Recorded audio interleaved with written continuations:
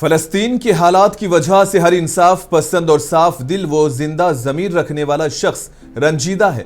ایسے میں غزہ کی ایک مغموم و مظلوم لڑکی کی فریاد نے دل کے ٹکڑے کر ڈالے۔ سفاک اسرائیل کی زمینی اور فضائی بمباری سے انسانی خون کی ندیاں بہاتی ادھڑی کھنڈر بنی غزہ کی سرزمین آج شرف انسانیت کی بے توقیری پر دہائی دے رہی ہے، اور لڑکی مسلم دنیا کے طرز عمل اور اذیتناک خاموشی پر سوال کر رہی ہے کہ اے امت مسلمہ، کیا تم ہمیں محسوس کرتے ہو؟